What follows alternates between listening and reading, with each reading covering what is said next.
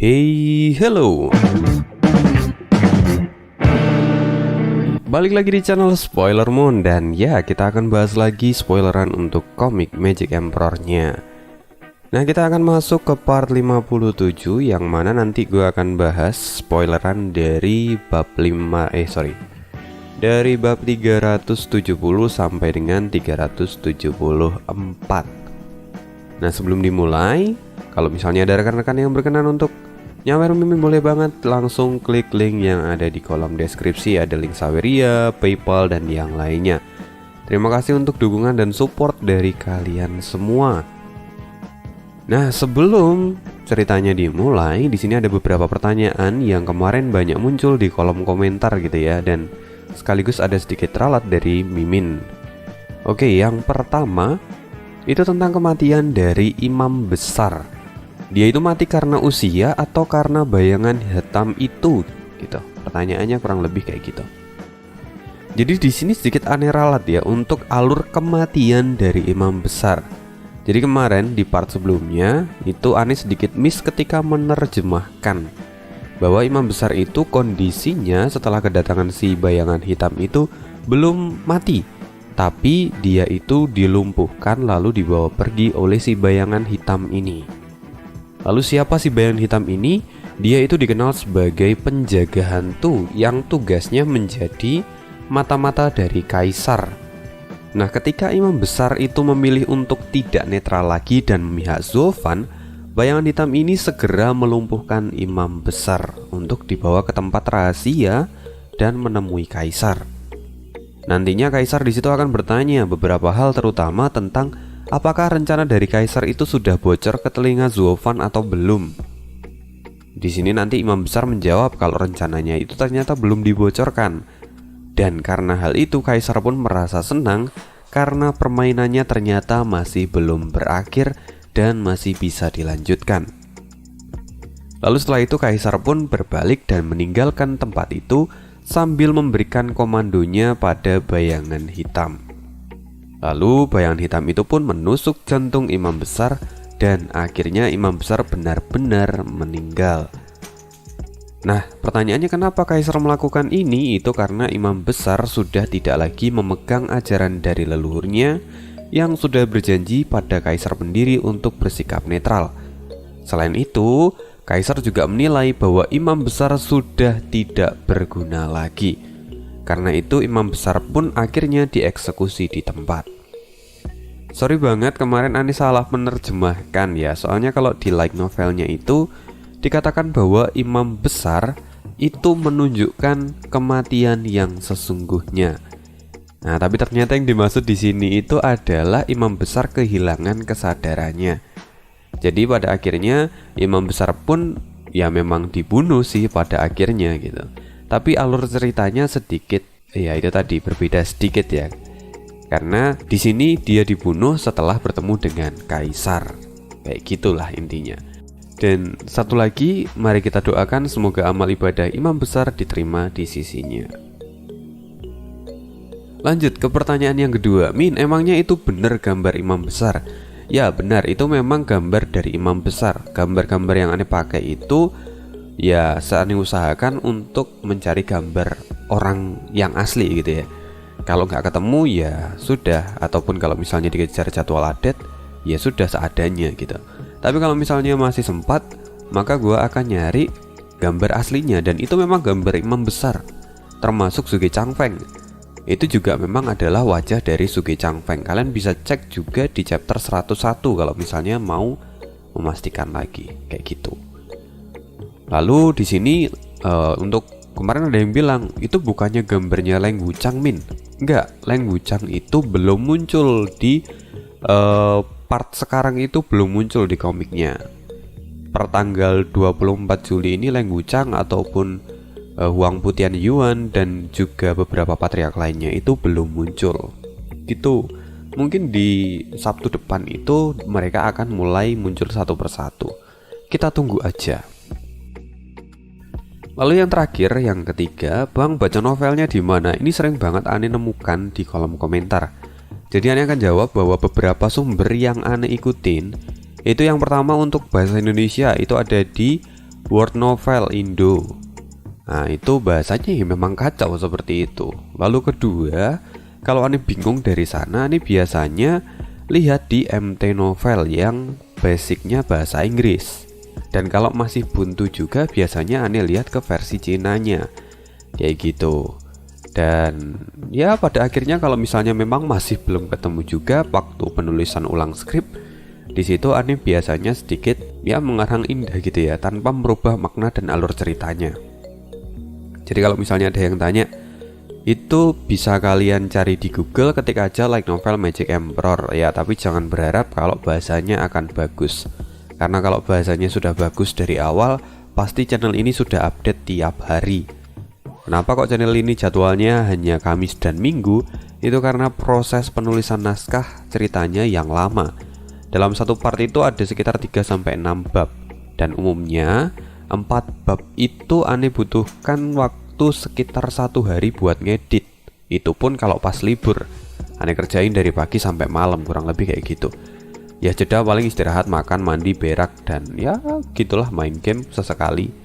Kayak gitu. Tapi secara umum kurang lebih seperti itu. Dalam kondisi libur gua bisa cukup produktif gitu ya. Tapi kalau posisi kayak gini otomatis ya translate-nya agak lamban gitu. Jadi kalau misalnya nggak ada bonus ya sorry banget. Kurang lebih kayak gitu. Intinya dari kesemua itu, kalau kalian mau yang bahasanya enak, ya udah pantengin aja channel kesayangan kalian. Oke, semoga menjawab dan mari kita lanjutkan. Setelah Zofan dan Suang-er meninggalkan kediaman dari imam besar, kini mereka sedang menuju ke kediaman keluarga Luo. Lalu saat di jalan, Zofan pun bertanya, "Suang-er, apakah kamu tidak keberatan jika aku memanggilmu seperti itu?" Kata Zofan sambil menggandeng tangan Suang-er. Setelah itu Suang-er pun mengangguk perlahan dan tidak mengatakan apapun. Sungguh pemandangan ini di mata orang lain itu seperti sebuah tindak kejahatan, karena saat ini Zofan menarik tangan Suang-er dengan wajah iblisnya yang menyeramkan. Sedangkan Suang-er sendiri, matanya masih terlihat sembab karena air matanya belum mengering setelah berpisah dengan kakeknya. Dengan begitu, banyak orang yang mulai salah paham dengan kejadian ini. "Nona Suang-er, apa kamu takut padaku?" "Tenang saja, kakekmu memberikanmu padaku untuk membantuku mencapai tujuan besarnya. Lagi pula, kita berada di kubu yang sama, jadi ketika masalah ini selesai, kamu bisa kembali ke rumahmu dengan aman. Selain itu, kita memang belum pernah bertemu sebelumnya, tapi aku bisa jamin bahwa saat kau berada di sisiku, kamu pasti akan menjadi wanita yang terkenal. Dan aku pun akan menjamin kehidupan yang nyaman untukmu. Jadi kamu tidak perlu takut." Entah kenapa Zofan begitu mengkhawatirkan Suang-er sekarang. Bahkan dia itu berusaha untuk merayunya supaya Suang-er itu lebih tenang. Ini tidak seperti dia yang biasanya, karena sebelumnya dia itu hanya bertindak seperti ini pada Ning-er saja. Ataukah jangan-jangan karena aura yang mereka berdua keluarkan itu sama, jadi Zofan secara tidak sadar melakukan ini semua. Zofan pun merasa kebingungan dan jauh berada di dalam hatinya, dia pun memiliki tanda tanya yang besar. Ini tuh seperti yang pernah dikatakan oleh siapa ya waktu itu ya, Leng Wuchang atau siapa. Jadi dia mengatakan kalau misalnya Zofan ini adalah seseorang yang berada di sisi gelap. Jadi dia itu selalu tertarik pada sesuatu yang berada di sisi terang. Nah ibaratnya dalam adat Cina gitu ya, itu ada yang namanya yin dan yang. Jadi mereka berdua kayak saling melengkapi gitu. Makanya Zofan itu selalu tertarik dengan gadis seperti Ning-er ataupun dengan Suang-er ini. Tapi kini Suang-er mengerti akan apa yang dirasakan oleh Zofan. Lalu kemudian dia pun tertawa perlahan. Lalu setelah beberapa saat akhirnya Suang-er berani membuka mulutnya dan berkata, "Steward Zuo, sebelum aku pergi kakek memberitahuku bahwa Anda adalah orang yang jahat. Jadi dia memintaku untuk membimbingmu menuju ke arah yang baik. Tapi dari yang kulihat Anda tidak terlalu berbahaya." Zofan pun tertawa. Dalam hatinya dia kemudian menggelengkan kepala dan tersenyum saat menatap Suang-er. Suang-er bisa mengatakan kalau Zofan itu tidak berbahaya karena dia belum melihat sisi gelap dari Zofan. Jadi itu adalah hal yang sangat wajar. Begitulah yang dipikirkan oleh Suofan. Setelah itu tiba-tiba hembusan angin kencang menyergap Suofan dan Suang-er dari belakang. Saat Suofan melihat ini, ternyata itu adalah kabut berwarna kuning. Matanya pun memadat dan dia pun berteriak dengan wajah yang terkejut. "Tidak, itu asap beracun. Suang-er, tahan nafasmu." Segera Suofan bergerak dan melindungi Suang-er. Itu tidak ada gunanya, bocah bodoh. Asap beracun dari laki-laki tua ini bahkan bisa merusak pelindung tubuh seorang ahli di ranah visi dewa. Meskipun kalian menahan nafas, racun ini akan tetap meresap ke dalam tubuh kalian berdua, kata seorang laki-laki tua yang kemudian menyergap mereka. Suofan terlambat bereaksi dan langit seolah berputar dalam pandangannya. Akhirnya Suofan pun tumbang. "Steward Su," kata Suang-er, yang mana itu tidak sampai dia selesaikan, dan akhirnya dia pun pingsan dan terbaring di dekat Suofan. Setelah itu 3 buah siluet akhirnya menampakkan dirinya. Seorang laki-laki tua yang berada di tengah kemudian menarik kabut kuning itu yang sebelumnya memerangkap Suofan dan juga Suang-er. Lalu kemudian dia memasukkannya kembali ke dalam saku tangannya. Kini orang tua itu tertawa dengan keras saat merasakan kemenangan dan melihat 2 orang yang pingsan di tanah. Apanya yang pelayan nomor 1 di dunia? Banyak orang yang mengatakan kalau dia sungguh kuat. Tapi tetap saja, setelah orang tua ini mengeluarkan sedikit triknya, anak ini pada akhirnya pun bertekuk lutut padaku, kata laki-laki tua itu sambil tertawa. 2 orang di sampingnya pun segera membungkuk dan memuji. "Leluhur Huang Mei memang luar biasa. Kekuatan racun Anda memang tidak terkalahkan di dunia ini. Bahkan Istana Raja Obat tidak akan selevel dengan racun Anda." "Apa? Istana Raja Obat? Bagaimana mungkin orang tua ini dibandingkan dengan mereka? Istana Raja Obat itu sungguh lemah. Bahkan tetua mereka dikalahkan satu persatu oleh anak kini. Sungguh sangat memalukan," kata laki-laki tua itu. Sekarang pangeran kedua hanya membutuhkan Suofan. "Lalu apa yang harus kita lakukan pada gadis ini?" kata seorang lain saat melihat mereka berdua. "Leluhur, saya pernah mendengar bahwa Suofan itu adalah orang yang arogan dan acuh pada segala hal yang berada di sekitarnya. Tapi hari ini gadis ini bersama dengannya. Itu artinya bahwa gadis ini pasti memiliki makna tersendiri dan penting baginya. Jadi, mari bawa dia juga. Biarkan pangeran kedua yang memutuskannya kemudian.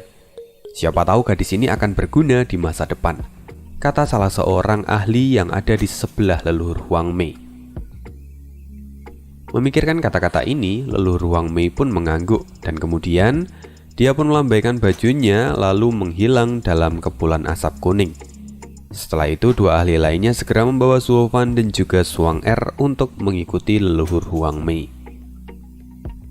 Di sisi lain, di tempat yang agak tidak terlihat, ternyata di sana ada seorang ahli yang sedang bersembunyi setelah melihat kejadian ini. Ahli itu tak lain adalah pengawal pribadi dari Putri Yongning.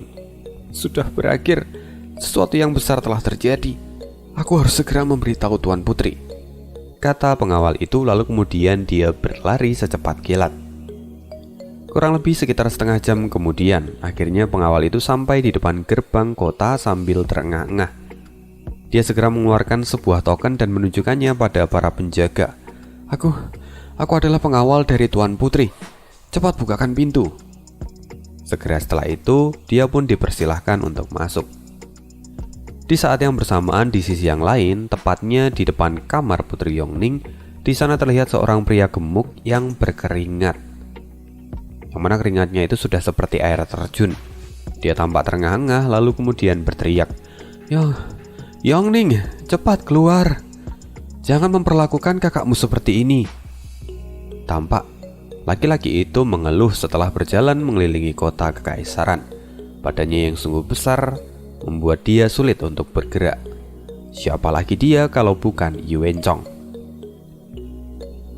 "Jika kamu memang sudah tahu kalau kota sangat besar, kenapa kamu justru keluar untuk berkeliling?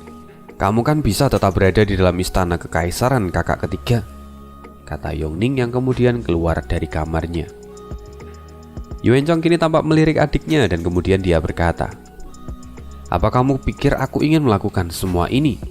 Ini semua karena perintah ayah, dan dia selalu saja memintaku ke sana kemari. Padahal kakak pertama selalu berada di istana bersamanya. Lalu kakak kedua pun hanya ditugaskan untuk menjaga keamanan kota. Sedangkan aku, sepertinya aku benar-benar tidak dicintai.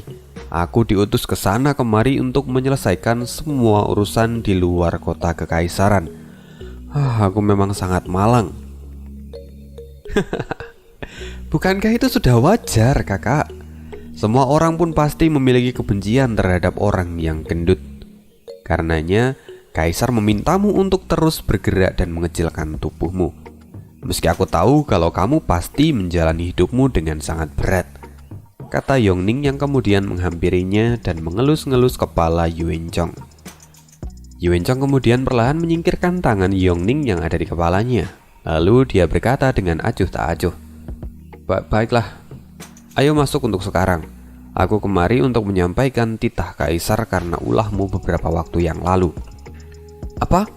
Bagaimana ya bisa tahu?" Yongning memasang ekspresi kesal dan menatap Yuencong dengan curiga. "Kakak, apa kamu yang mengatakannya pada ayah? Bagaimana dia bisa tahu? Kamu mengatakan kalau kita adalah saudara. Lalu kenapa kamu malah menjatuhkanku seperti ini?"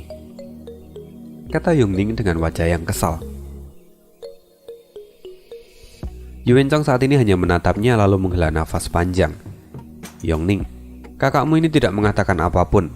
Aku terlalu sibuk untuk menjalankan perintah kaisar untuk pergi ke sana kemari dan tidak punya waktu untuk menyampaikan hal kecil seperti ini. Begitupun kakak pertama, dia selalu berada di kamar di depan meja yang berisi tumpukan dokumen dari waktu ke waktu. Bagaimana mungkin kami punya waktu untuk mengadukanmu?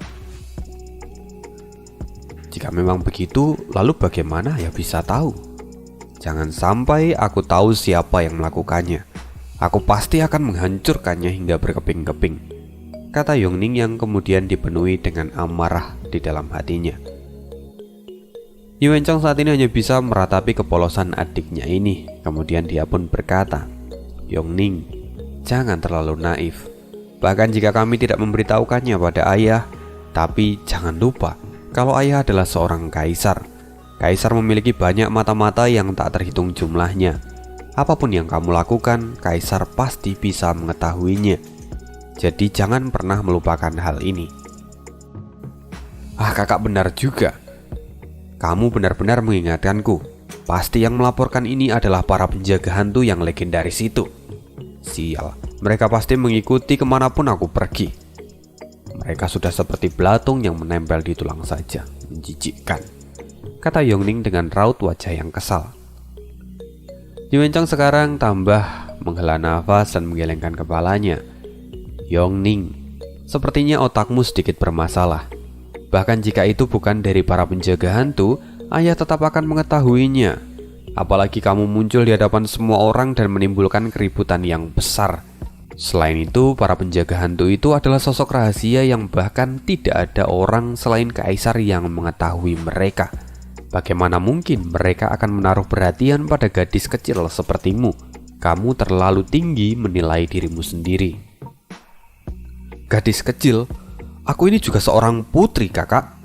Bukankah itu hal yang wajar? Kakakku yang gendut?" kata Yongning dengan sedikit kesal. Lagi-lagi Yuencong hanya bisa menghela nafas dan menggelengkan kepalanya. Dia sadar benar kalau adiknya ini terlalu keras kepala dan narsis. Jadi tidak ada hal lain yang bisa dia lakukan. Sekarang dia harus kembali ke tujuan utamanya, datang ke tempat ini. Baiklah, lupakan itu. Kita tidak akan pernah sepemikiran. Jadi mari kita kembali pada tujuan utama. Ini adalah dekret kaisar. Putri Yongning, persiapkan dirimu. Yongning menerima dekret kaisar. Panjang umur kaisar, panjang umur kaisar, kata Yongning yang saat ini tiba-tiba buru-buru berlutut dan berkata dengan hormat. Sosok Yuencong pun kini berubah menjadi lebih tegas dan berkata dengan penuh wibawa, Kaisar memberikan perintahnya padaku untuk disampaikan pada Putri Yongning secara pribadi. Sebelumnya, Putri Yongning sudah dianggap bersalah karena telah melarikan diri dari istana dengan sadar. Karena itu, Putri Yongning akan dihukum untuk tinggal di dalam istana selama 1 tahun penuh dan tidak diperbolehkan meninggalkan istana. Selama masa kurungan ini, Kaisar akan mengevaluasi tingkah laku Putri Yongning dan akan memberikan keputusan berikutnya. "Apa? 1 tahun?" kata Yongning dengan wajah yang memucat. Kini dia tertunduk dengan penuh kesedihan. Mendapatkan hukuman kurungan selama 1 tahun itu akan terasa berat, apalagi untuk seorang putri yang hiperaktif seperti dirinya. Dia memiliki rasa penasaran yang begitu tinggi, jadi dia tidak bisa terus-terusan dikurung seperti ini. Di sisi lain, Yuencong yang melihat adiknya begitu sedih, dia agak tidak tega dan berniat untuk menghiburnya. Tapi sebelum dia melakukan itu, tiba-tiba seorang laki-laki berlari mendekat dengan nafas yang terengah-engah. "Tuan Putri, ini buruk. Tuan Putri, hal yang gawat telah terjadi." Yongning melihat pengawal pribadinya yang saat ini berlari dengan begitu panik dan dia pun mencibir. "Apa yang membuatmu begitu cemas? Apa itu adalah sesuatu yang lebih besar dibandingkan berita kalau aku dilarang keluar istana selama 1 tahun? Lagi pula, apa yang kamu lakukan di sini? Bukankah aku memintamu untuk menemui Zhuang-Er supaya dia mengunjungiku? Jadi kenapa kamu sendirian dan tidak bersama dengannya?" Pengawal itu masih terengah-engah, kemudian dia berkata, Saya telah pergi untuk menemui Nona Zhuang-Er. Namun, saya melihat Nona bersama dengan steward Zuo yang menarik tangannya di jalan. Sayangnya, saat saya hendak mendekati mereka, tiba-tiba 3 orang tua muncul dan mengeluarkan asap beracun, lalu mengikat mereka berdua. Setelah itu kemudian Nona Zhuang-Er dan steward Zuo pun dibawa pergi oleh mereka. "Apa?" kata Yuencong dan Yongning bersamaan. "Apa itu benar?" kata Yongning untuk memastikan. "Benar, Tuan Putri. Saya melihat dengan mata kepala saya sendiri," kata pengawal itu dengan wajah yang serius. "Siapa yang berani melakukan semua ini? Apa kamu sempat mengetahuinya?" kata Yuencong sambil mengerutkan keningnya dan wajahnya kini tampak cemas. "Maaf, tapi saya dengar kalau mereka adalah utusan dari pangeran kedua." Lagi-lagi, Yongning dan Yuencong dibuat sangat terkejut hingga berteriak bersamaan. Kini wajah Yuencong semakin kusam dan perlahan rona wajahnya pun menjadi semakin pucat, seolah saat ini dia menjadi sangat ketakutan. Kakak kedua benar-benar sudah keterlaluan. Sebagai pangeran, bagaimana bisa dia menculik gadis suci dari rumah imam besar dan pengurus rumah tangga nomor 1 di dunia? "Luzu, ikut aku dan bicara pada Kaisar," kata Yongning yang kemudian menarik tangan pengawalnya itu. Tapi Yuencong tampak memiliki pemikiran yang lain. Dia tidak pergi ke arah yang sama dengan Yongning, tapi dia justru segera berlari keluar dari istana. Dan saat melihat ini, Yongning pun sungguh terkejut lalu berteriak, "Kakak ketiga, kamu mau pergi kemana? Bukankah seharusnya kita memberi laporan kepada ayah terlebih dahulu?" "Kamu pergilah dan beritahu ayah. Aku tidak bisa pergi sekarang. Ini sungguh sangat terlambat," kata Yuencong sambil berlari dengan wajah yang cemas. "Apa yang terlambat, kakak? Apa kamu khawatir karena kakak kedua menangkap mereka? Tenanglah, dia tidak akan melakukan apapun pada mereka sekarang. Kamu tidak perlu sekhawatir ini," kata Yongning yang kemudian berusaha untuk mengikuti Yuencong. "Bagaimana bisa aku tidak khawatir? Jika terjadi sesuatu pada mereka berdua, kakak keduamu pasti akan tertimpa masalah besar. Kakak kedua sudah terlalu ceroboh karena memprovokasi bintang turnamen 100 aliran. Ini bukanlah sesuatu yang bisa dianggap remeh," kata Yuencong sambil berlari. Yongning melihat Yuencong yang tampak panik, tapi dia tidak benar-benar memahami kata-kata dari Yuencong. Sekarang Yongning tampak berpikir lalu segera mengikuti kakaknya dari belakang. Di sisi lain, di kediaman pangeran kedua, tiba-tiba kabut kuning jatuh dari langit dan sosok ahli muncul dari dalam kepulan kabut itu. Tentu saja, itu tidak lain adalah leluhur Huang Mei dan 2 orang bawahannya. Kini mereka tampak membawa 2 orang lagi yang sedang tidak sadarkan diri. Siapa mereka? Itu adalah Zhuo Fan dan Suang Er. Setelah 2 ahli itu melemparkan 2 orang ini, ketiganya memandang Zhuo Fan dengan ekspresi yang jijik. Lalu kemudian mereka pun tertawa bersama. Melihat hal ini, suara tepuk tangan pun mulai terdengar dari kejauhan. Itu adalah sosok pemuda yang perlahan menampakkan dirinya. Dan itu tak lain tak bukan adalah pangeran kedua Yu Wenyong, yang saat ini telah mengutus ketiga orang ini supaya mengurus Zhuo Fan. Lalu saat melihat Zhuo Fan dan Suang Er terkapar di tanah, dia pun memuji. Leluhur Huang Mei memang luar biasa. Anda bahkan mungkin telah melampaui Fang Qiubai. Bahkan Anda dapat membereskan Zhuo Fan yang telah membuat ke-7 pilar pusing 7 keliling. Anda pun melakukan ini semua dengan sangat mudah. Terdengar tawa dari pangeran kedua. Pangeran kedua terlalu memuji. Saya pikir rumor tentang Zhuo Fan itu terlalu dilebih-lebihkan. Bahkan orang tua ini tidak sampai menggunakan kemampuan yang sesungguhnya. Itu pun sudah bisa menangkap anak ini. Saya justru malu karena menerima bayaran yang begitu besar dari pangeran kedua karena perkedaan yang terlalu mudah ini. Leluhur Huang Mei terlalu sopan. Saya pikir Zhuo Fan itu tidaklah lemah, tapi leluhur Huang Mei lah yang terlalu cerdik. Jadi Anda pun dapat mengatasi anak ini dengan mudah. Baiklah. Sesuai dengan janji, saya akan memberikan Anda 10 pil tingkat 8 nanti.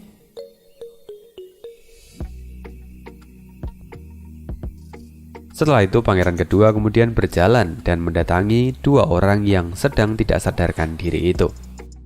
Dia kini mengamati Zhuo Fan dan tampak mulutnya mencibir. Apakah ini pengurus rumah tangga nomor 1 di dunia? Sungguh anak yang malang. Tapi inilah akibatnya jika kamu berani mengabaikan panggilan dari pangeran kedua.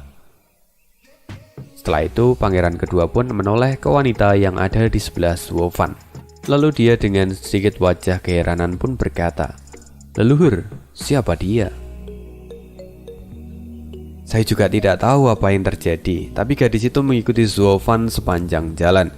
Jadi kami pikir dia pastilah dekat dengan Zhuo Fan. Jadi mungkin dia akan berguna cepat atau lambat. Karena itu kami pun membawanya kembali bersama dengan Zhuo Fan, kata leluhur Huang Mei sambil tersenyum. Pangeran pun mengangguk dan kemudian memuji. Leluhur Huang Mei memang sangat bijak. Lalu setelahnya pangeran pun kemudian mengulurkan tangannya untuk melihat wajah dari gadis ini. Namun dia sangat terkejut ketika wajah gadis itu terungkap. Apa? Gadis suci Yun Suang? Leluhur, bagaimana bisa Anda mengikat gadis suci dari rumah imam besar? Apa? Saya tidak tahu kalau itu adalah gadis suci. Tapi kenapa dia bersama dengan Zhuo Fan? Kata leluhur Huang Mei dengan sedikit keheranan. Pangeran kedua pun kemudian menyipitkan matanya dan menarik nafas dalam-dalam. Perlahan pangeran kedua pun mulai tersenyum jahat dan dia pun berkata lagi, "Leluhur Huang Mei, Anda tidak salah dalam kasus ini. Justru ini adalah panen besar. Saya nanti akan menambahkan 2 pil roh tingkat 8 lagi sebagai hadiah tambahan." Mendengar ini, leluhur Huang Mei pun terkejut dan kemudian dia menjadi sangat gembira. Siapa sangka dia justru mendapatkan bonus karena tidak sengaja menebar jala dan menangkap ikan kecil ini. Lalu leluhur Huang Mei pun tertawa dan berkata, "Jika memang itu adalah kemurahan hati dari pangeran kedua, maka saya akan dengan senang hati menerimanya." Sekarang pangeran kedua memandang Suang Er dengan hati-hati, lalu kemudian dia berkata, "Leluhur Huang Mei, saya ingin Anda membangunkan gadis ini. Ada hal yang ingin saya minta darinya." "Itu mudah, tuanku," kata leluhur Huang Mei. Setelah itu leluhur Huang Mei pun mengulurkan tangannya dan mengeluarkan sebotol porselen dari cincinnya. Setelah itu dia pun membuka tutupnya dan mendekatkan ke hidup Suang Er. "Ini adalah obat yang sama yang saya kembangkan sendiri, Dan hanya obat ini yang bisa membangunkan orang yang telah terkena racun saya. Jika obat ini tidak diberikan, maka siapapun yang terkena racun saya tidak akan pernah bangun untuk selamanya. Leluhur Huang Mei memang luar biasa. Saya sangat mengaguminya, kata pangeran kedua sambil memberikan hormat. Kira-kira setelah 15 menit, mata Zhuang Er perlahan mulai bergerak dan dia pun mulai sadarkan diri. Namun, saat dia membuka matanya, dia sungguh dikejutkan dengan wajah pangeran kedua yang menatapnya dengan niat yang jahat. Nona Zhuang, sudah, Anda tidak perlu takut. Sekarang Anda adalah tamu di istanaku. Anda akan aman, kata pangeran kedua sambil tersenyum. Tapi Zhuang Er tahu arti dari senyuman dari pangeran itu, dan kemudian secara tidak sadar dia pun mundur dan mengamati sekitar. Tapi hatinya benar-benar jatuh ketika melihat orang-orang yang ada di sana. Mereka semua adalah ahli yang kuat, terutama leluhur Huang Mei dan 4 orang lainnya, yang mana mereka semua itu berada di ranah visi dewa. Jika dibandingkan dengan dirinya yang hanya ahli di ranah surga yang mendalam tahap 5, itu sudah seperti seekor kucing yang berada di dalam kandang serigala. Zhuang Er sadar bahwa memikirkan kabur itu adalah sesuatu hal yang mustahil, dan dia harus menyerah tentang hal ini. Lalu dia pun kemudian sedikit berbalik dan melihat bahwa Zuo Fan saat ini tampak sedang tertidur dengan lelap. Dia berusaha membangunkannya dengan menggoyang-goyangkan tubuh Zuo Fan. "Steward Zuo, ayo bangun, bangun!" Tapi semua itu sia-sia. Tidak ada sedikit pun perubahan yang terjadi pada Zuo Fan. Dia tidur seperti bayi yang baru saja lahir, sangat pulas. "Gadis kecil, hentikan usahamu yang sia-sia itu. Tanpa penawar dariku dia tidak akan pernah sadar," kata Huang Mei sambil tertawa. Zhuang Er kini tampak gelisah dan menatap semua orang dengan ketakutan. Dia segera mendekap Zuo Fan seolah-olah dia itu merasa lebih aman saat berada di dalam sisi Zuo Fan. Tapi pangeran kedua tersenyum. Dia kemudian berkata, "Nona Zhuang, saya merasa terhormat bahwa Anda datang kemari meski aturan keluarga Yun melarangnya. Meski ini adalah sebuah ketidaksengajaan, tapi sekali lagi saya merasa sangat terhormat." Zhuang Er tampak sangat kesal dan membentak, "Siapa juga yang mau datang ke tempat ini? Kalian yang mengikatku dan membawaku kemari dengan paksa." Setelah mendengar ini, pangeran kedua pun tertawa terbahak-bahak. "Nona Zhuang, mohon tidak berlebihan. Tidak ada yang mengikat Anda di sini. Bahkan kini Anda adalah tamu kehormatan dari kaisar masa depan. Mari untuk saling menghormati satu sama lain. Lagi pula di sini saya hanya ingin meminta beberapa saran dari Anda. Mohon berikan saya pencerahan." "Omong kosong," kata Zhuang Er dengan wajah yang kesal sambil memalingkan wajahnya. Tapi pangeran menatapnya dalam-dalam lalu membungkuk dan berkata dengan tulus, "Tidak, saya tulus ingin meminta saran pada Anda. Karena saya dengar Anda telah mewarisi kemampuan dari imam besar untuk meramal takdir. Jadi saya ingin Nona untuk melihat apakah saya memiliki takdir kaisar," kata pangeran kedua dengan penuh semangat. "Tidak," jawab Zhuang Er dengan tegas. "Keluarga Yun memiliki ajaran leluhur dan bersikap netral dari generasi ke generasi sesuai dengan perjanjian dengan kaisar pendiri. Kami ada untuk melindungi saudara-saudari rakyat jelata supaya mereka dapat hidup dengan tenang. Selain itu, tabu untuk membuka nasib kaisar pada orang lain. Jadi saya tidak akan melakukan itu." Wajah pangeran kedua menjadi semakin suram. Dia pun mencibir, "Persetan dengan ajaran leluhurmu. 20 tahun lalu, imam besar sendiri yang mengatakan kalau Huang Buqingtian akan menjadi kaisar di masa depan. Bukankah itu tabu? Lantas kenapa dia melakukan itu?" "Itu hal yang berbeda," kata Zhuang Er.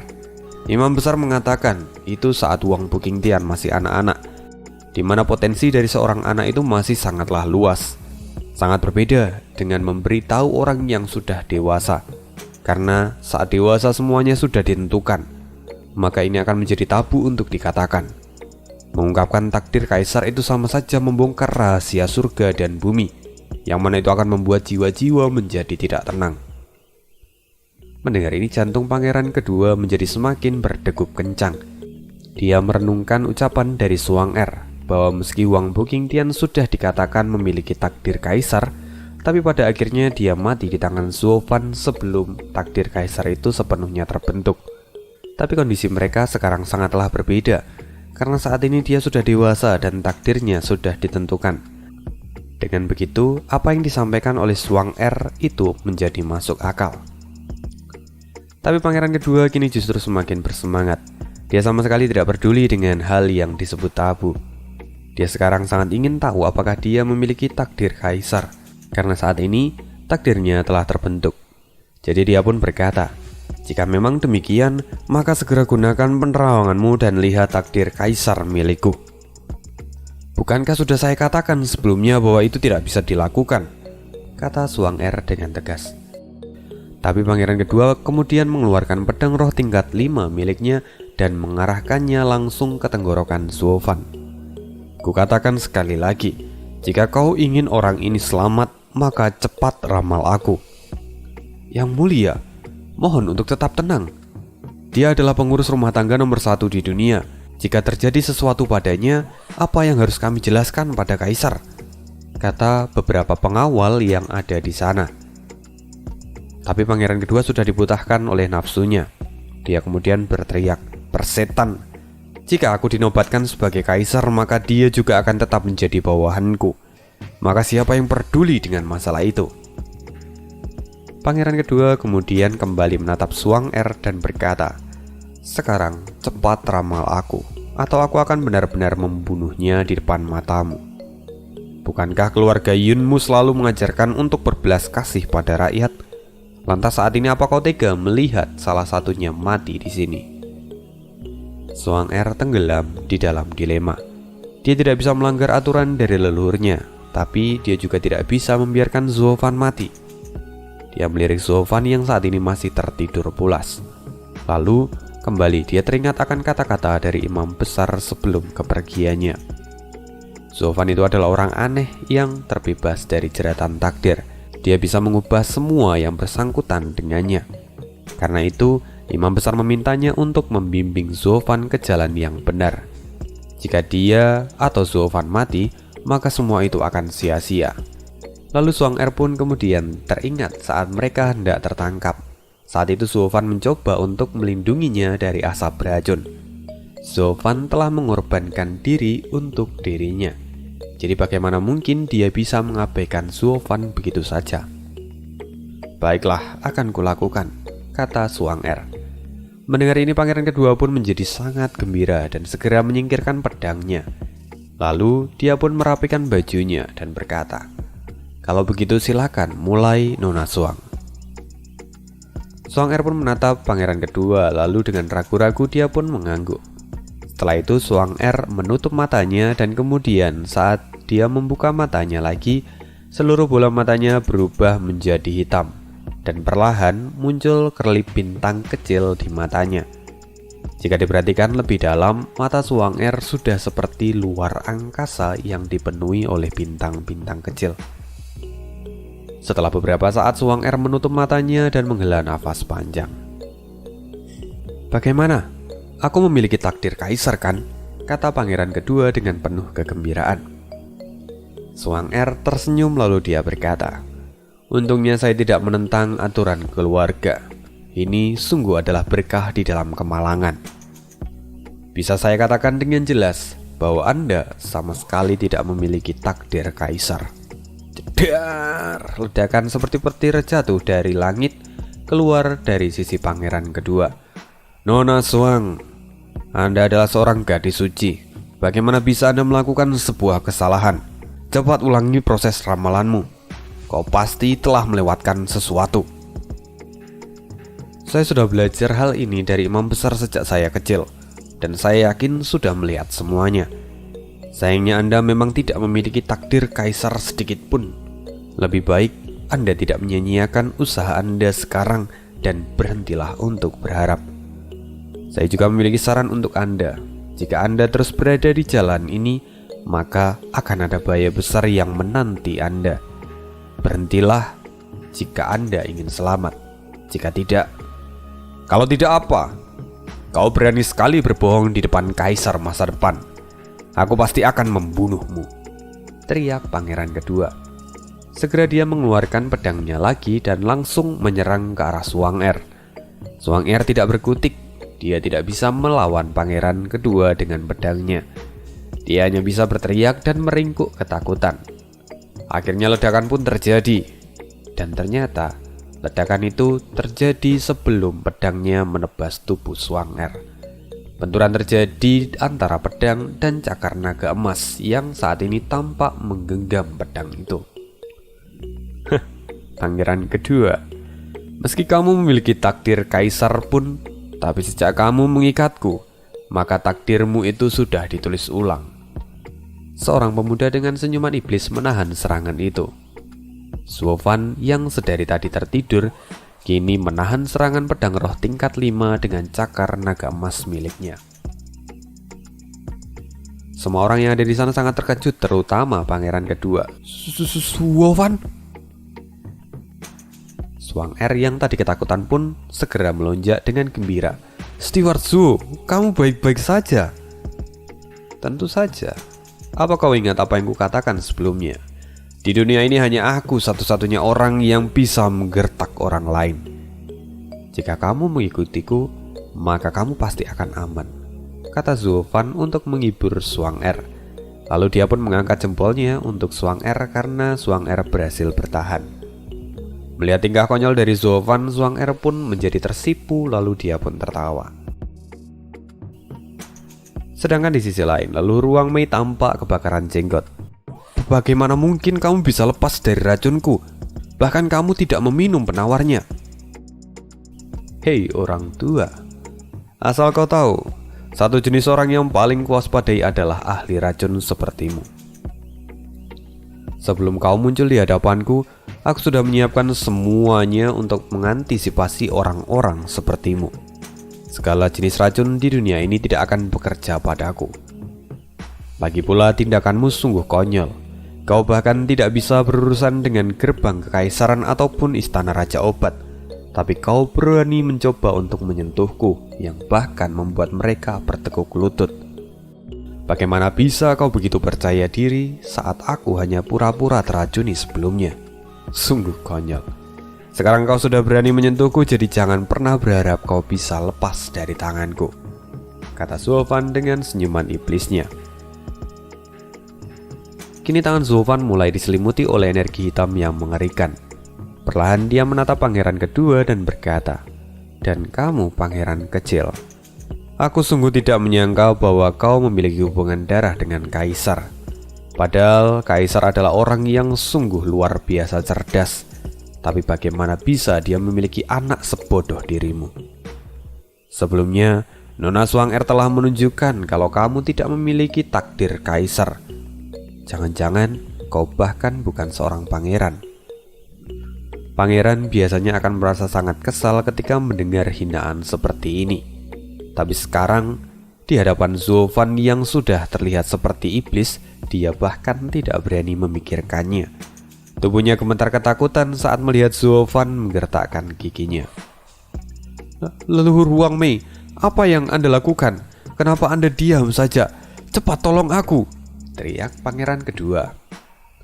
Wang Mei pun terlihat sangat marah karena sebelumnya dia juga direndahkan oleh Zuofan. Lantas dia pun segera mengeluarkan asap kuning dari lengan bajunya dan langsung menyerang ke arah Zuofan. "Dasar bocah bermulut kuning, lihat saja, hari ini orang tua ini akan membuatmu tertidur selama ribuan tahun." Suang-er sendiri terkejut dan buru-buru bersembunyi di belakang Zuofan. Namun Zuofan sama sekali tidak terlihat takut. Tatapannya dingin dan segera asap itu menyelimuti seluruh tubuh Zuofan dari atas sampai bawah. Melihat ini, Wang Mei merasa senang dan kemudian tertawa lepas. Sayangnya tidak semudah itu Verguso. Kepulan asap itu perlahan berubah seperti pusaran angin dan mulai dihisap ke dalam aura hitam milik Zuofan. Akhirnya sama sekali tidak ada awan kuning yang tersisa sedikit pun di sana. Bagaimana mungkin kau bisa melakukan itu?" teriak Wang Mei. "Bukankah itu sederhana?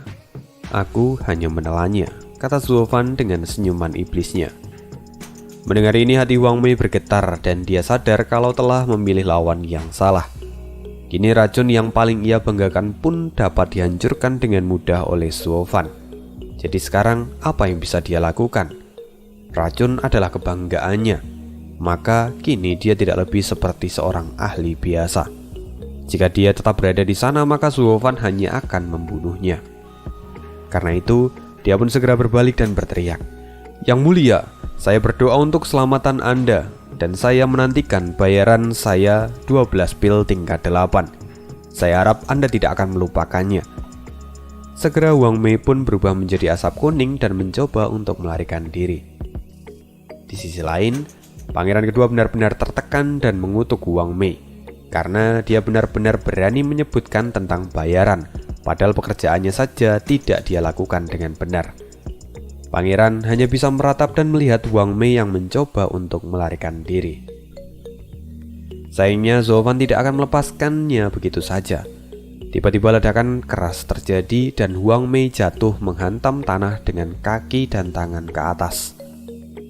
Zuofan dengan gabungan mata Dewa Gongmin dan lengan kanannya yang diselimuti oleh cahaya merah bergerak dalam sekejap dan memukul Wang Mei ke tanah dengan keras. One hit membuat Wang Mei tidak mampu untuk bergerak lagi. Momen ini kalau di komiknya udah keluar terus dikasih musik TikTok yang lagi rame tuh, asli jadi badas banget ini. Ya, semoga sesuai dengan ekspektasi ya. "Kau mau kemana? Apa kau pikir aku akan membiarkanmu pergi begitu saja setelah mencoba menyinggungku?" kata Zuofan sambil tersenyum dingin, dan aura membunuhnya pun keluar dengan intens. Kini Wang Mei tidak bisa melakukan apa-apa. Dia hanya bisa memohon untuk keselamatannya. "Steward Zuo, mohon ampuni nyawaku. Ini semua aku lakukan atas perintah pangeran kedua, jadi saya tidak bisa menentangnya." "Apa kau pikir aku idiot? Aku tahu siapa pelaku utama dan siapa kaki tangannya. Hari ini kalian berani menyinggungku, maka aku pastikan kalian akan menerima akibatnya satu persatu," kata Zuofan sambil menampar wajah Wang Mei dengan keras. Wang Mei menjadi sangat ketakutan, lalu dia mencoba untuk mencari jalan dan teringat akan sesuatu. "Steward Zuo, tolong ampuni saya. Saya berjanji akan menjadi pelayan keluarga Luo yang setia. Anda pasti juga sadar kalau keluarga Luo baru saja menjadi pilar ke-8. Jadi saat ini keluarga Luo pasti membutuhkan penyokong yang kuat. Tolong jadikan saya pion Anda dan saya akan mengikuti Anda sampai mati." Mendengar ini, perlahan aura hitam Zuofan mulai menyusut. Lalu dia pun tertawa. "Apa yang kau katakan tidaklah salah. Tapi apa kau tahu?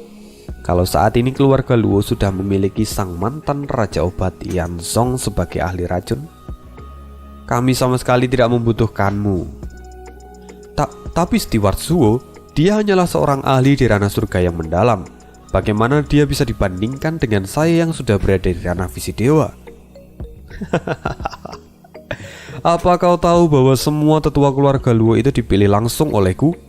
Dan tidak ada satupun dari mereka yang kurang dari pandanganku.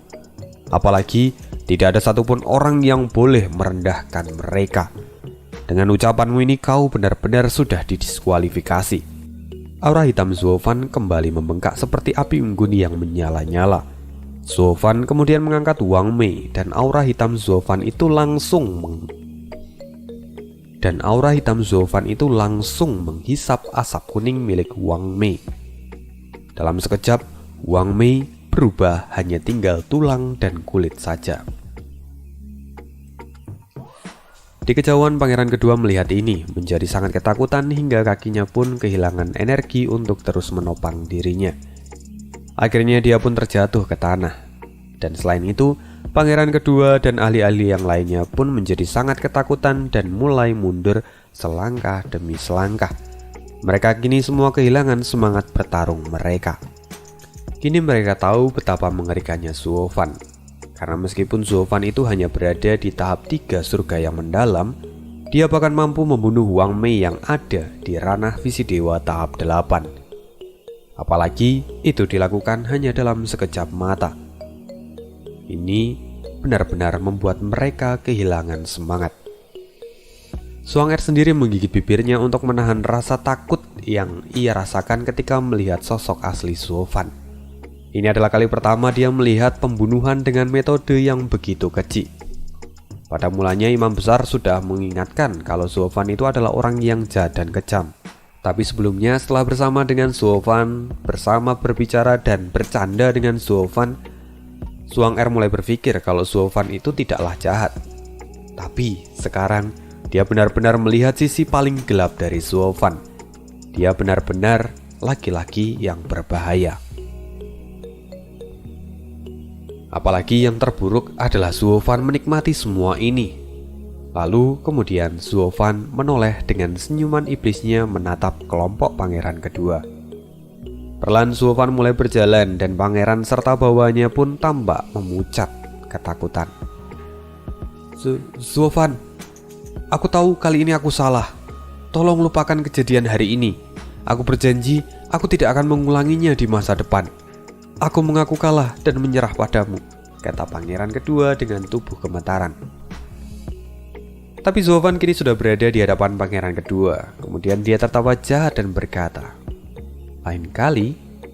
Jika ini lain kali terjadi, maka aku bisa menjamin bahwa kematianmu akan 10.000 lebih menyakitkan dan menyedihkan daripada orang tua berasap kuning tadi.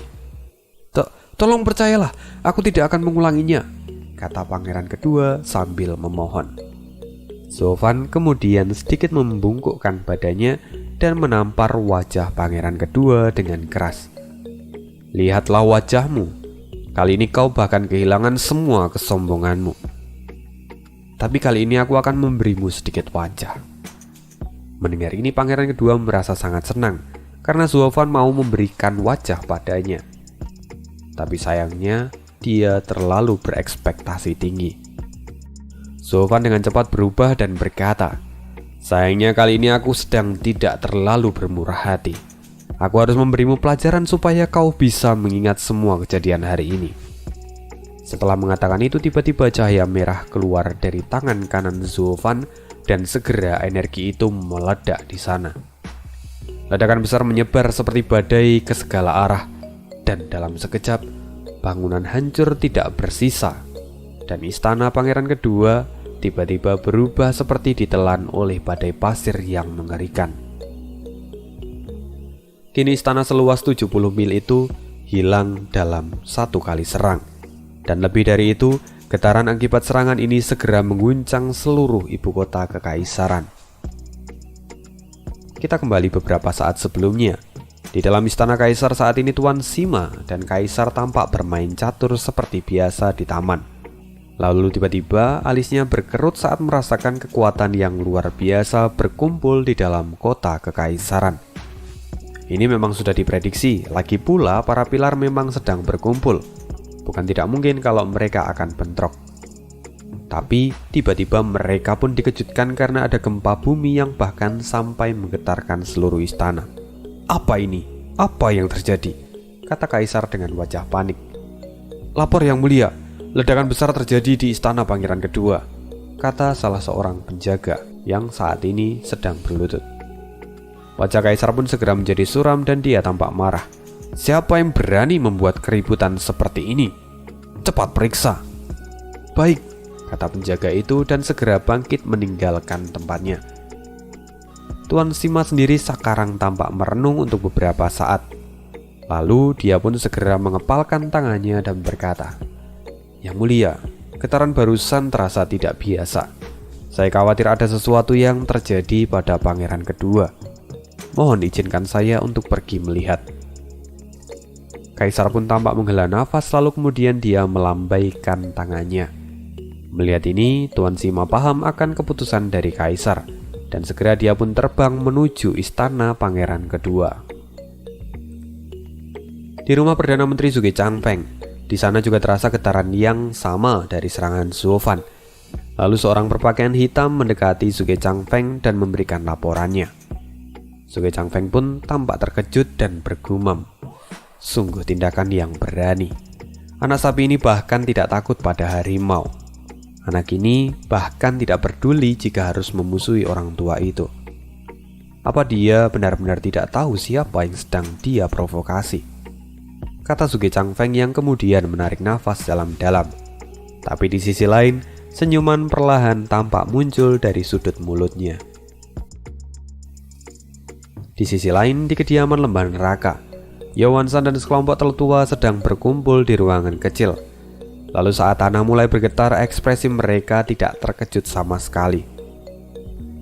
Akhirnya selesai. Dia mendapatkan batunya, kata Yowan-san yang kemudian menggelengkan kepalanya tanpa daya. Mereka ini sebenarnya adalah keluarga pertama yang telah memiliki hubungan dengan pangeran kedua. Jadi sepertinya mereka juga sudah mengetahui kalau pangeran kedua berniat untuk menculik Suofan.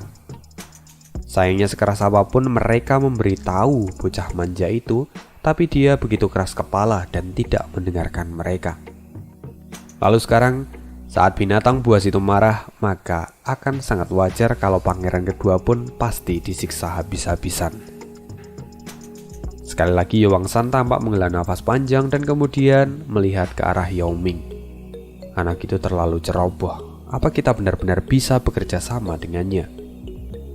Tidak, Patriark. Sepertinya kita juga tidak bisa memanfaatkan pangeran itu lagi. Selain itu pangeran pertama juga tidak bisa karena dia adalah orang yang jujur dan selalu fokus pada pekerjaannya. Sedangkan pangeran ketiga dia terlalu misterius untuk diajak bekerja sama.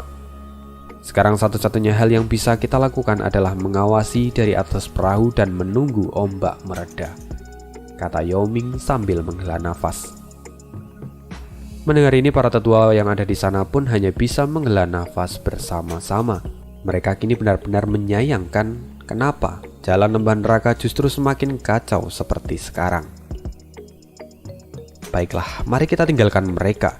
Kita akan berpindah dan melihat dua orang yang saat ini juga sedang terkejut. Itu adalah Yongning dan Yuencong yang sedang berlari menuju ke istana pangeran kedua. Begitu ledakan terjadi, mereka segera berhenti dan wajah mereka menjadi sangat terkejut. Kini mereka bisa melihat gelombang pasir yang dengan cepat menuju ke arah mereka, dan mereka bahkan merasakan tekanan yang sangat berat hingga sulit untuk bernafas. Lalu setelah beberapa saat, pasir itu akhirnya menjadi tenang dan dua orang ini hanya bisa bertahan di posisi mereka. Lalu segera Yongning bertanya, apa yang terjadi di sini? Bagaimana di dalam ibu kota kekaisaran dilanda badai pasir yang mengerikan seperti itu? Sial, anak itu pasti melakukannya, kata Yuencong yang wajahnya saat ini memucat. Dia tampak menyeka keringat dingin yang ada di dahinya. Tidak lama, dia segera kembali berlari ke arah istana pangeran kedua sambil bergumam. Kuharap ini masih belum terlambat. Kalau tidak, kakak kedua pasti disiksa habis-habisan. Mendengar ini, Yongning terkejut dan dengan cemas dia mengikuti Yuencong sambil berkata, kakak ketiga, apa yang sedang kamu bicarakan? Maksudku, jika kita tidak buru-buru, maka mungkin kita harus memunguti tulang dari kakak kedua. Tidak, bahkan mungkin tulang-tulangnya pun tidak akan bersisa. Kenapa kakak kedua harus memprovokasi monster ini? Kata Yuencong sambil menepuk keningnya dan terus berlari.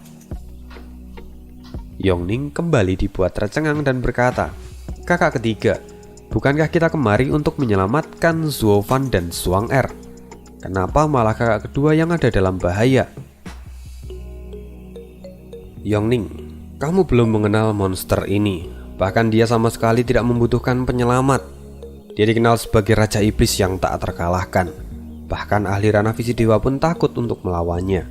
Bagaimana mungkin dia membutuhkan bantuan kita? Sekarang yang perlu kita khawatirkan adalah kakak kedua. Karena bukan tidak mungkin sekarang dia benar-benar sudah dipukuli hingga babak belur, kata Yuencong sambil menggelengkan kepalanya. Kini ekspresi wajahnya pun berubah menjadi pahit ketika membayangkan apa yang mungkin terjadi. Sedangkan Yongning bahkan lebih terkejut ketika mendengar kata-kata dari Yuencong. Kakak, apa maksudmu? Apakah maksudmu kalau Zuofan itu sangatlah kuat? Tapi bukankah dia sekarang sedang diikat? Lalu bagaimana bisa dia membuat semua masalah di dalam istana? Atau bagaimana mungkin dia berani membunuh seorang pangeran? Yongning adikku, kamu masih terlalu lugu. Kamu belum mengenal dunia, apalagi Zofan. Dia adalah biang dari kejahatan. Kamu akan aman saat kamu tidak memprovokasinya. Tapi saat kamu memulai memprovokasi dia, maka sudah tidak ada jalan keluar yang bisa kau ambil. Semuanya berada di tangannya, kata Yu Wencong. Lalu dia pun kemudian menjelaskan lagi. Apa kamu tahu Huang Puqingtian, sang putra pertama dari gerbang kekaisaran? Dia adalah yang terkuat di generasinya dan merupakan kebanggaan dari gerbang kekaisaran. Tapi Zofan tanpa ragu-ragu menggigitnya sampai mati di depan semua orang. Dia tidak peduli siapapun itu. Saat mereka memprovokasi dirinya, maka takdir mereka akan ada di tangan Zofan. Bahkan dia juga mengatakan kalau lebih baik berurusan dengan Raja Yama daripada berurusan dengan Raja Iblis seperti dirinya. Mata Yongning berkedip dan dia sungguh terkejut dengan apa yang didengarkan itu. Tapi meski begitu tidak ada ketakutan di mata Yongning. Justru dia semakin penasaran dengan Zofan. Dia ingin lebih banyak tahu tentang Zofan ini. Sekarang mereka berdua semakin mempercepat langkahnya. Mereka pergi menuju istana pangeran kedua. Setelah beberapa saat mereka melewati sebuah lorong dan begitu lorong itu habis, pemandangan yang luar biasa terpampang di depan mata mereka. Seolah ini sebuah keajaiban di mana gurun pasir dipindahkan ke tengah-tengah ibu kota kekaisaran. Sejauh mata memandang, semuanya adalah pasir yang saat ini berbentuk seperti kawah, dan semua bangunan yang ada di sana seolah menghilang dalam sekejap. Kini di tengah-tengah gurun itu terlihat ada dua sosok yang berdiri di sana. Itu adalah Zofan dan Zhuang-Er. Zhuang-Er saat ini masih berdiri di posisinya, seolah di tempat dia berdiri sama sekali tidak terpengaruh oleh sedikitpun serangan Zofan. Bahkan lantai yang ia injak pun masih utuh, meski sekelilingnya telah berubah menjadi pasir. Pemandangan ini sungguh luar biasa dan membuat Zhuang-Er benar-benar tercengang. Sekarang akhirnya dia bisa mengerti bahwa Zofan bukan hanya penjahat, tapi sumber dari segala kejahatan yang ada di dunia ini. Dan setelah memikirkannya lagi, mata Zhuang-Er menajam seperti dia telah membulatkan tekadnya. Wah! Para penjaga pangeran terkejut dan keluar dari dalam tumpukan pasir. Segera mereka melihat ke sekeliling dan berteriak dengan panik. Yang mulia, di mana yang mulia? Saat ini Zofan tampak tersenyum, lalu perlahan dia berjalan dengan ringan dan tangannya segera masuk ke dalam pasir. Dari sana dia menarik kepala seorang pemuda dan itu terlihat seperti seseorang yang sedang memanen lobak. Setelah diperhatikan baik-baik, itu adalah pangeran kedua yang kini telah kehilangan semua kebanggaan dan wibawanya. Pakaiannya sudah compang-camping dan tubuhnya tampak gemetar ketakutan. Dia bahkan sudah terlihat seperti korban perang yang menjadi gelandangan. Pangeran kedua, para penjaga pun berteriak.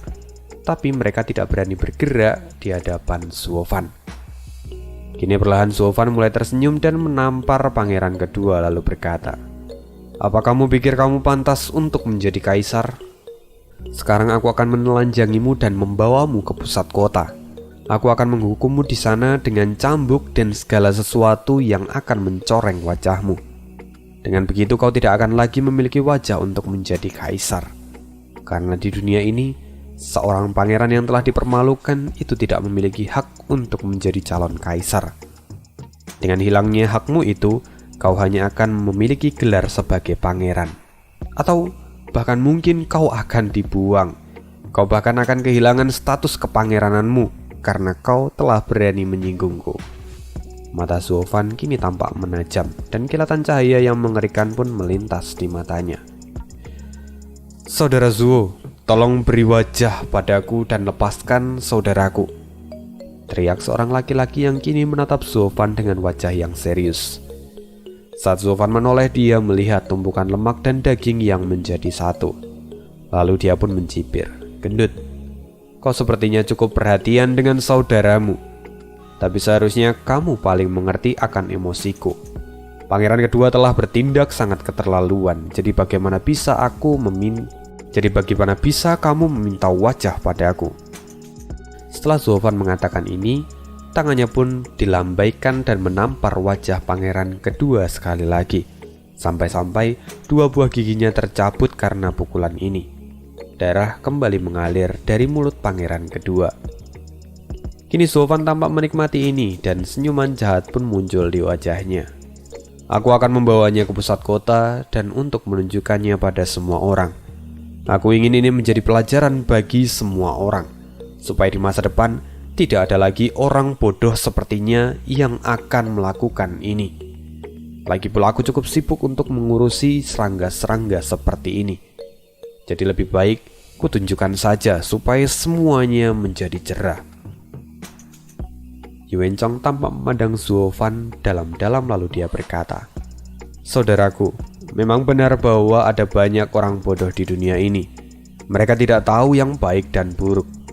Tapi bagaimanapun orang ini adalah saudaraku, kakak keduaku. Mohon untuk kali ini berikan aku wajah. Bagaimanapun kamu telah memberinya pelajaran yang begitu mengesankan." "Apa yang dikatakan kakak ketiga itu benar. Kamu telah memukul kakak kedua sampai babak belur seperti itu. Bahkan istana pun akan merasa dihukum saat melihat hal ini. Jika ini terus berlanjut, maka ini harus dilaporkan kepada kaisar," kata Yongning dengan marah saat menatap Zuofan. Mendengar ini, Yuencong hanya bisa menghela nafas karena ketidaktahuan adik kecilnya ini, dan dia pun menggelengkan kepalanya. Sedangkan saat ini Yongning justru merasa kesal pada Yuencong karena dia itu terkesan membela Zuofan yang adalah orang lain, sedangkan kakak keduanya saat ini sedang kritis. Bagaimana dia bisa bertindak seperti ini? Tapi Zuofan kemudian tertawa dan melihat kedua orang ini.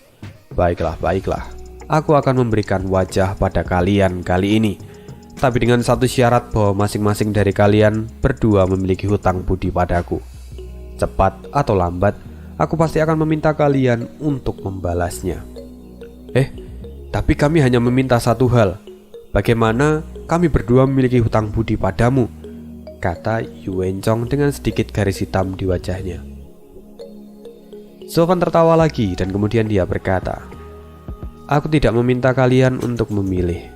Sekarang jika kalian mau saudara kalian, maka kalian masing-masing akan berhutang budi padaku. Dan nanti saat aku butuh bantuan, kalian harus siap membantuku." Kini semua orang menghela nafas dalam diam dan menggelengkan kepala mereka tanpa sadar. Tapi melihat kondisi dari pangeran kedua yang menyedihkan ini, mereka tidak punya pilihan lain selain mengangguk. Melihat ini, Zuofan pun tertawa dan melemparkan pangeran kedua ke samping. Kemudian dia pun berjalan ke arah Suang-er.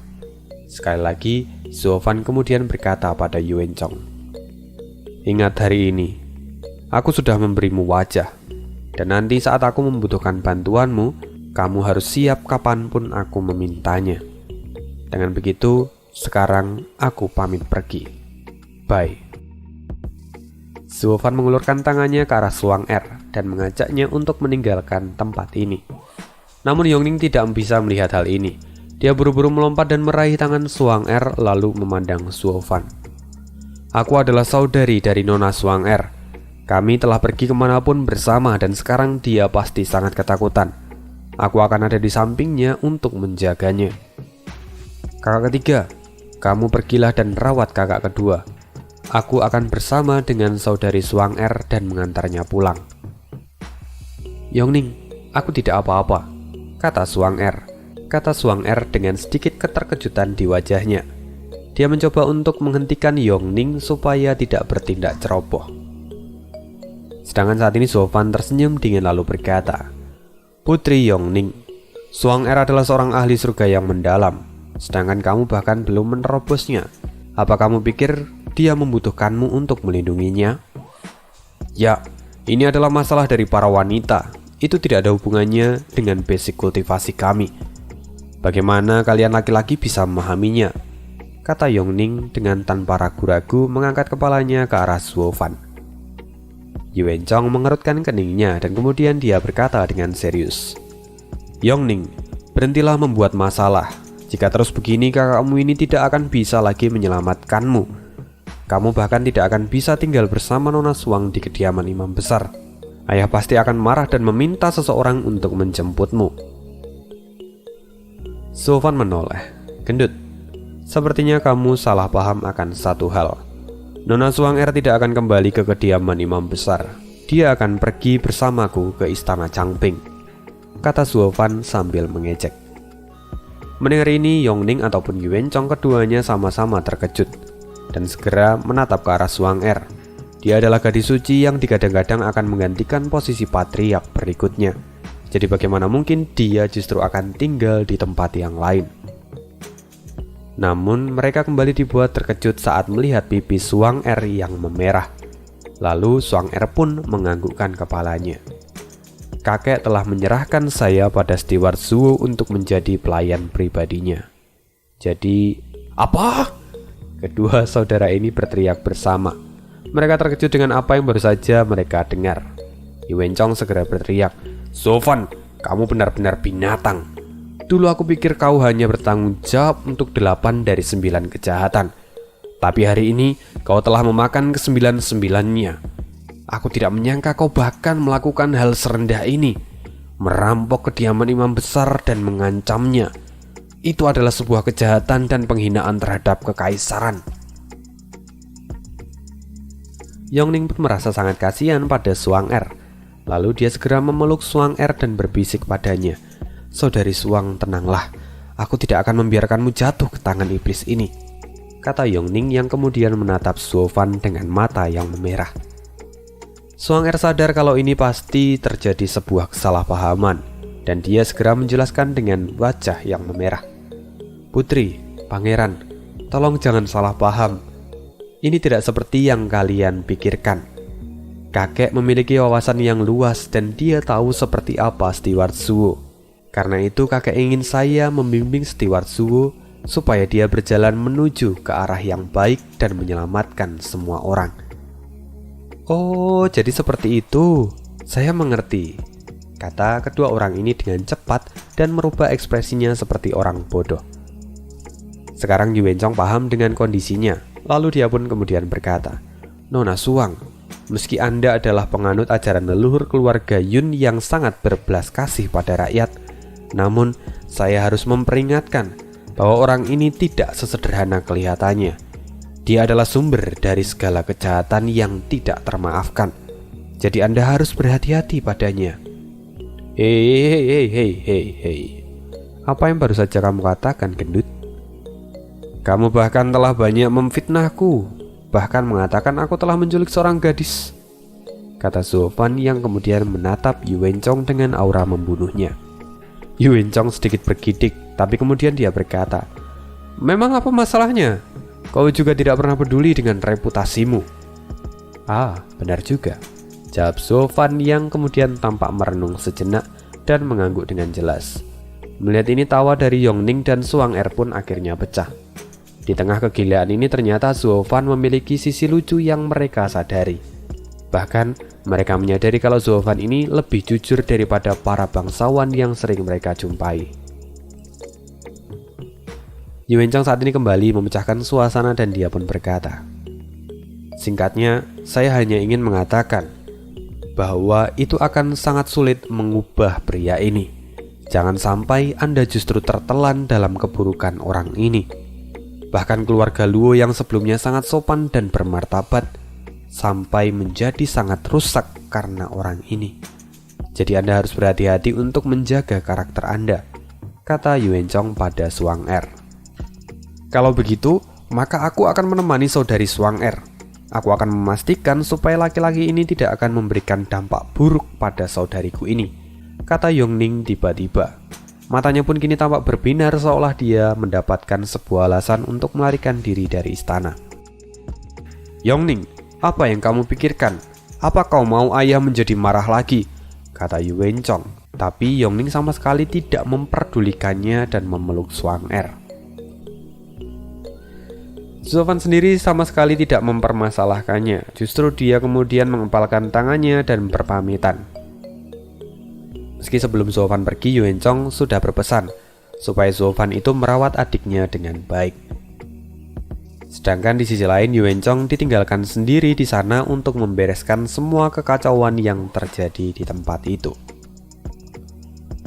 Kini Zuofan sudah berbalik dan dia menyadari bahwa mengambil putri kekaisaran tanpa mengucapkan apa-apa itu adalah sebuah kesalahan. Tapi di sisi lain, dia pasti bisa memanfaatkan putri ini di masa depan. Dari awal sampai akhir, Zuofan terus membuat rencana dan semuanya berkembang dengan sendirinya.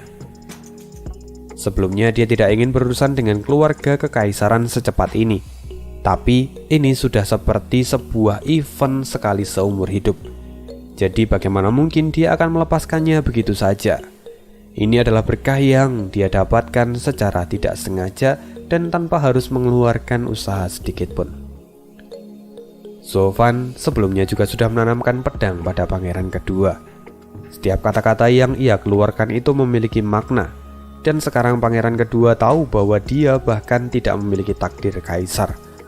Maka Zuofan bisa memanfaatkannya di masa depan. Di sisi lain, sekarang tiga pangeran semuanya telah terkena api dan mereka tidak akan bisa tinggal diam lagi. Mereka tidak bisa lagi menunggu ikan untuk memakan umpannya. Ini mereka harus segera bergerak. Dan akhirnya, ketiga kekuatan ini telah berdiri bersama untuk persiapan memperebutkan kekuasaan. Sejak awal, ini adalah tujuan utama dan alasan kenapa Kaisar mendirikan pilar ke-8 lalu memanfaatkan temperamen dari pangeran kedua untuk memicu api. Sekarang entah Yuencong memahaminya atau tidak, tapi Zuofan masih tersenyum. Cepat atau lambat, mereka akan bergerak. Lagi pula pangeran kedua telah menanamkan benih perebutan kekuasaan secara paksa. Maka kini ketiga pangeran tidak akan bisa berdiam diri. Zuofan pun tersenyum saat dia berjalan meninggalkan istana pangeran kedua. Sedangkan Yuencong yang saat ini menatap punggung Zuofan, dia perlahan menghela nafas. Tapi kilatan cahaya yang tidak dapat dijelaskan melintas di matanya. Kurang lebih setelah setengah jam, akhirnya Zuofan sampai di kediaman keluarga Luo yang sekarang bersama dengan dua orang gadis itu. Tentu ini membuat semua orang di keluarga Luo pun terkejut saat melihatnya. Mereka bahkan tidak pernah menyangka kalau Zuofan yang sebelumnya pergi ke istana imam besar, kemudian justru kembali sambil menculik gadis suci dari rumah imam besar dan membawa putri kesayangan kaisar juga bersamanya. Tapi Zuofan tampak acuh tak acuh dengan hal itu. Dia berjalan menghampiri Yuncang dan berkata, "Nona, tolong atur tempat tinggal untuk mereka berdua. Aku akan kembali dan berkultivasi selama 3 hari." Yuncang pun segera mengangguk dan menghampiri kedua gadis ini, lalu mengantarkan mereka. Kini saat mereka hanya tinggal bertiga, Yuncang pun berkata dengan penuh harapan, "Nona Zhuang, saya dengar Anda dapat melihat takdir. Apa itu benar?" "Tentu," jawab Zhuang Er. Dia merasakan sedikit keraguan di dalam hatinya. Dia ragu, apakah mungkin Nona dari keluarga Luo ini ingin mencari tahu siapakah kaisar yang sejati. Tapi Yuncang kini tampak sangat gembira dan berkata, "Jadi, Nona Zhuang, dapatkah Anda melihat pernikahan saya?" "Apa?" Zhuang Er terkejut bahwa ternyata kekhawatirannya itu sungguh berlebihan. Lalu dia pun tersenyum dan berkata, "Itu adalah masalah yang sepele. Tentu saya bisa melakukannya." Yuncang segera gembira dan memohon bantuan dari Zhuang Er. Dengan begitu Zhuang Er pun kemudian memejamkan matanya dan mulai membaca takdir dari Yuncang. Ini aneh. Pernikahan Nona Luo itu seharusnya sudah lama terjadi. Tapi ini seperti terputus tanpa alasan. Zhuang Er berpikir untuk sesaat lalu kemudian dia teringat akan sesuatu.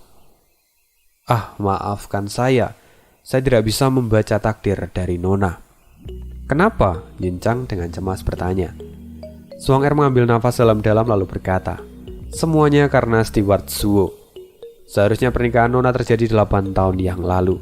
Tapi sejak kemunculan Steward Zhuo, semua takdir orang-orang yang terikat padanya pun mulai berubah. Ini juga menjadi alasan kenapa pernikahan Anda tidak terjadi sampai hari ini." "Apa dia menghancurkan pernikahanku? Apa dia seharusnya yang bertanggung jawab padaku?" kata Yuncang yang kini matanya justru tampak cerah dan sama sekali tidak terlihat sedih. Suang Er terkejut lalu dia pun kemudian sedikit mengangguk. Sepertinya memang demikian, dia harus bertanggung jawab. Bagus, terima kasih Nona Suang, kata Yuncang dengan sangat gembira. Di sisi lain, Yongning pun ikut penasaran lalu berkata, Suang Er, lalu bagaimana denganku? Dan begitulah, ramalan pun terus berlanjut di antara para gadis muda ini. Oke, sekian dulu spoileran kali ini. Thank you untuk kalian yang sudah mendengarkan dari awal sampai akhir. Sorry banget kalau misalnya ada kata-kata yang kepleset, keselio dan segala macam. Dan semoga kalian bisa menikmatinya. Kalau misalnya ada yang mau berbagi donasi kepada Mimin, boleh banget tinggal cek di kolom deskripsi. See you again di next video dan bye.